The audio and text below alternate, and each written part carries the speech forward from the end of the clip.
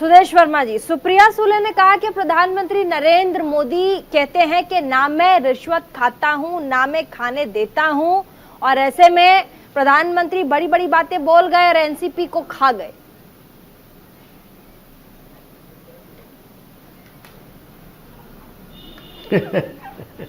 देखिए प्रीति जी, आपको पता है कि अजीत पवार साहब पहली बार नहीं आए हैं। देवेंद्र फडणवीस जी जब मुख्यमंत्री बने थे उस समय भी वो डिप्टी चीफ मिनिस्टर दिए थे, लेकिन अपने साथ लोगों को नहीं ला पाए।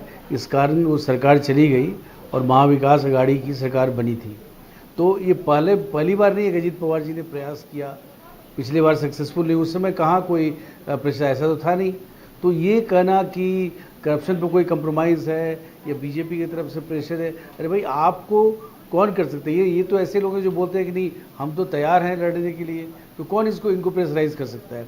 ये एक राजनीतिक कवायद है और एक राजनीतिक स्टेप उन्होंने लिया है, क्योंकि एक डायनेस्टिक पार्टी में अंदरूनी कलह के कारण ट्रांजिशन स्मूथ नहीं हो पा रहा था। शरद पवार साहब सुप्रिया सुले को चाहते थे उनकी बेटी को मिले, अजीत पवार उनके भतीजे हैं, भतीजे को नहीं देना चाह रहे थे, और अजीत पवार जी का एक वर्चस्व रहा है एनसीपी में बहुत पहले से। तो नेचुरली ये अंदरूनी कलह है उनका, जिसके कारण ये स्प्लिट हो रहा दिख रहा है। इसमें बीजेपी को ब्लेम क्यों करना? ठीक है, बीजेपी को ब्लेम क्यों करना, आप ठीक कह रहे सुदेश जी, लेकिन एकनाथ शिंदे गुट में भी बहुत भारी खलबली है, बहुत हड़बड़ाहट में है। उनके कई एमएलएज तो अब मीडिया के सामने, नेशनल मीडिया के सामने आकर बयान दे रहे हैं कि यही चीज तो पहले भी थी जब वो शिवसेना के साथ थे, तभी डिप्टी सीएम अजीत पवार थे, सेम प्रॉब्लम उन्हें वहां फेस करना पड़ता था। और आपको याद होगा कि ऐसे में एकनाथ शिंदे की तरफ से कहा गया था कि उस समय फाइनेंस मिनिस्टर पूरा का पूरा जो पोर्टफोलियो फाइनेंस का अजीत पवार के पास था, उन्होंने कहा कि हमारे विधायकों के लिए फंड नहीं देते हैं ये।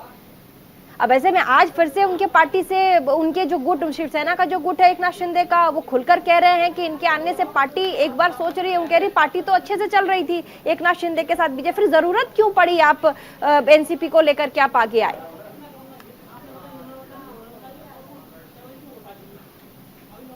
सुदेश जी, बात जरूरत की नहीं है प्रीति जी, मुद्दा ये है कि अगर कोई पार्टी और उसके नेता ये बोलते हैं कि हम मोदी जी के विकास कार्य को आगे बढ़ाना चाहते हैं, विकास से प्रभावित हैं और विकास के इस यात्रा में जोड़ना चाहते हैं, तो हम उन्हें क्या बोले? नहीं आप मत आइए विकास की यात्रा में। एमएलएज हैं, नेता हैं, अगर वो आकर महाराष्ट्र के विकास के लिए हमारे साथ आना चाहते हैं तो फिर किसी को क्यों प्रॉब्लम हो सकता है?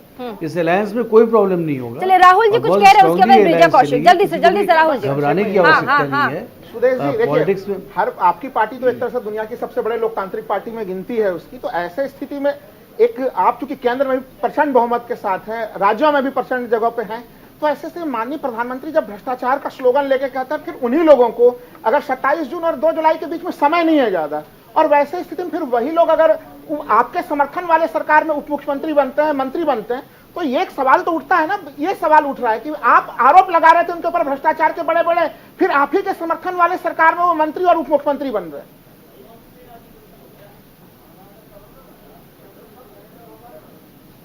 देखिए राहुल जी, जो भी करप्शन के चार्जेस हैं, जिसने भी करप्शन किया है, वो चाहे बीजेपी में हो चाहे बीजेपी से बाहर हो, करप्शन के खिलाफ जो मुहिम नरेंद्र मोदी जी ने छेड़ा है, वो मुहिम अपने निर्णायक नतीजों पर पहुंचेगा, इसके बारे में कोई शक शुबा नहीं होना चाहिए।